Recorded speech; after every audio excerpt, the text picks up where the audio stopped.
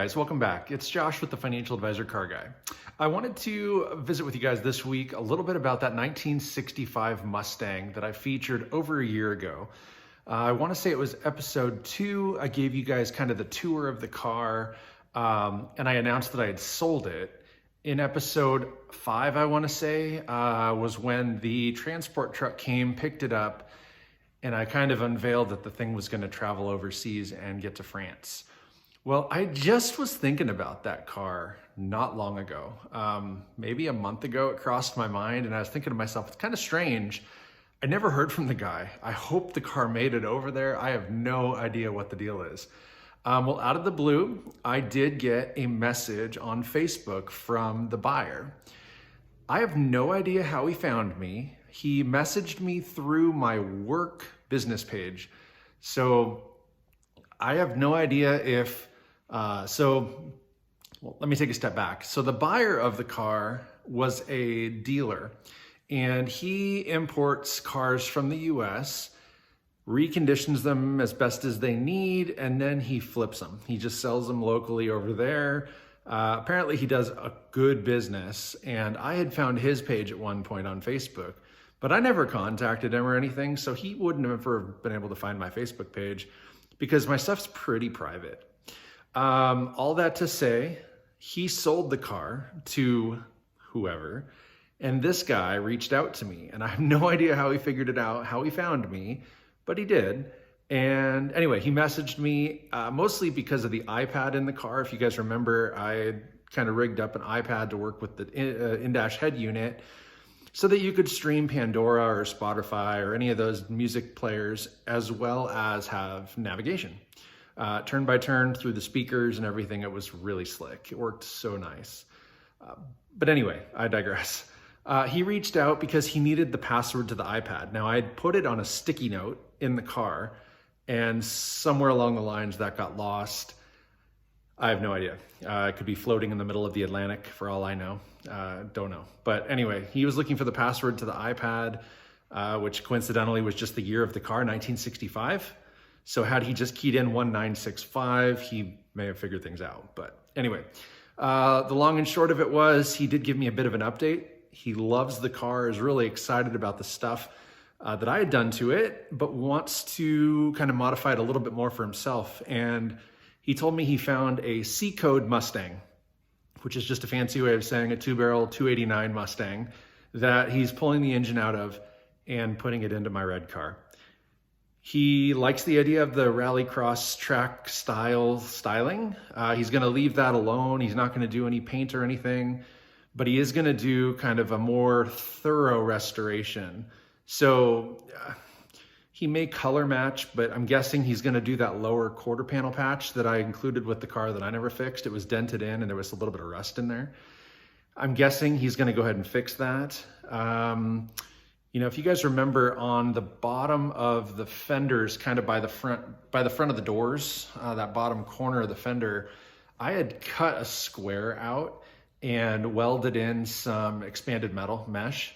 And the reason for that was, well, twofold. I wanted to do a side exit exhaust. I wanted to dump the exhaust out there, but I never ended up getting around to that. The real reason that I went that direction in the first place was because those fenders were rotting a little bit in there. So I cut out a bunch of rust and then treated the metal, painted the metal, and then put in that expanded mesh metal in there to kind of fill the gap. And so, I didn't hate how it looked. I didn't love how it looked, but it was functional and I didn't have to buy new fenders at that point. But it sounds to me like he may go and do that and fix a few little things here and there. He wants to fix a little bit of the wiring, when it comes to the heated seat elements. I put them in the driver's seat and left the wires exposed. I never ran the wires up to the dash. I never wired in a switch. That might be something he wants to figure out. He may want to change, interior lighting. I'd kind of already done the carpet and everything. The headliner looked great, so that wasn't necessary. I'm trying to think when he says he wants to finish restoring it, I'm not sure exactly what he means outside of just fixing the few little things I didn't fix. He could go with a disc brake conversion. If he's going to go to a 289, he might want a little more stopping power. I'm going to go ahead and insert a video here of the car in Europe running. He sent me 2 videos. One of it, well, I don't know. I'll just insert them here. One of them I know is either he or his mechanic backing the car into the bay where he's gonna put it up on the lift and start working on it.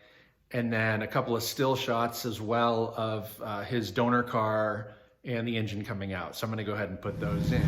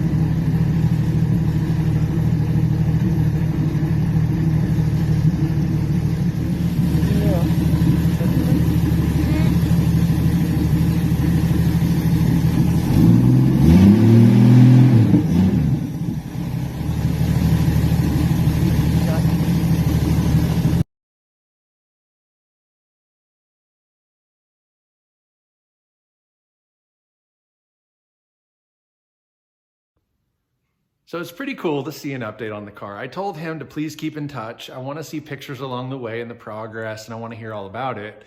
So I'll keep you guys apprised. You know, I'm really excited about that because, again, it's the first time I've ever shipped a car overseas, and I just thought that what a cool experience, especially if the guy is willing to stay in touch with me. You know, I can answer questions for him. He did ask a bunch of questions about the car and kind of the origins of what I knew of it. But beyond that, he's got a pretty solid vision for it and just gonna build on the base that I set up for him. So it was a great project for me. I made some money on it, if you guys remember. I ended up being in the car about $5 grand. It was maybe a hair under. And when it was all said and done, after paying, you know, eBay fees, PayPal fees, any other seller's fees, and then all the parts and everything into the car, I cleared about 2,500 bucks. So I made about a 50% profit on that car, which was awesome because it was a fun project too. So, I mean, in theory, I owned the car about 1.5 years or 18 months, made $2,500 on the project. So I got paid like 150 bucks a month to own that car. So that's pretty cool. I'm gonna keep you guys updated with the updates that I get from him as he sends them. I don't know what his plans are or what the timeline looks like, but I'll keep you guys posted. Other than that, I just kind of wanted to update you guys, you know, nothing special beyond that. No new updates in my life. Things are just moving right along. Next week, stay tuned. I've got the transmission in this car. So we're gonna do some videos on that car. I'll walk you through some of the installation. We just wrapped it up and I did start shooting a video, but I hadn't put it all together yet. So this is gonna be this week's video. That project will be next week's video. So stay tuned for that. We're excited about that and it's getting going. And I got it on the road tonight. And so that's pretty fun. But anyways, like always, please like and subscribe, share, ring that notification bell. And most importantly, always remember, may every investment you make be a good one. Till next time.